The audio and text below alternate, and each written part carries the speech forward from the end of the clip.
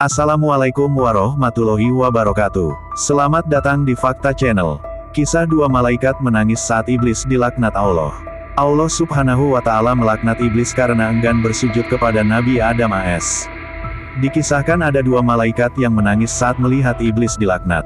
Dilansir dari Detik Hikmah, merujuk dari ensiklopedia tasawuf Imam Al-Ghazali karya Abdul Mujib DKK, kedua malaikat tersebut adalah Jibril dan Mikail.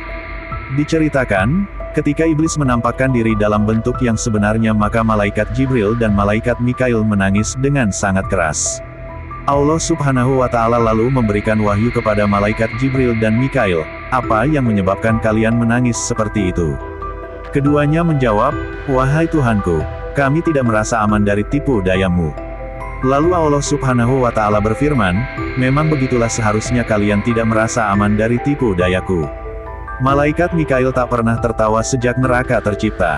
Dari Anas bin Malik bahwa Rasulullah Shallallahu Alaihi Wasallam bertanya kepada malaikat Jibril, aku tidak pernah melihat malaikat Mikail tertawa. Malaikat Jibril menjawab, malaikat Mikail tidak pernah tertawa sejak neraka diciptakan. H.R. Ahmad, dikatakan pula bahwa Allah Subhanahu wa Ta'ala mempunyai malaikat yang tidak satu pun dari mereka yang pernah tertawa sejak neraka itu diciptakan, karena takut pada murka Allah Subhanahu wa Ta'ala, lalu akan mengazab mereka di dalam neraka itu. Masih di dalam buku yang sama juga dijelaskan mengenai neraka, bahwa Aisyah R.A. berkata, Rasulullah Shallallahu Alaihi Wasallam ketika ada perubahan musim dan angin berhembus kencang maka beliau berubah wajahnya seraya berdiri, mondar-mandir keluar masuk kamar karena takut azab Allah turun. H.R. Bukhari dan Muslim. Abu Sa'id Al-Khudri juga meriwayatkan Rasulullah Shallallahu Alaihi Wasallam bersabda, bagaimana akan bersantai-santai sedangkan malaikat peniup sangkakala Israfil telah meletakkan sangkakalanya ke bibirnya seraya menunggu perintah untuk meniupnya. Iblis memohon penundaan kematian. Imam Al-Ghazali dalam Mukasyafatul Qulub juga menjelaskan mengenai Allah Subhanahu wa Ta'ala yang melaknat iblis. Diriwayatkan, ketika Allah Subhanahu wa Ta'ala melaknat iblis, dia memohon penundaan kematian kepada Allah Subhanahu wa Ta'ala. Allah Subhanahu wa Ta'ala pun menunda kematian iblis hingga hari kiamat.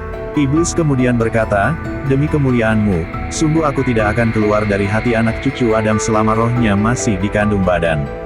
Allah Subhanahu wa Ta'ala lalu berfirman, demi kemuliaan dan keagunganku, aku tidak akan menutup pintu tobat selama rohnya masih dikandung badan.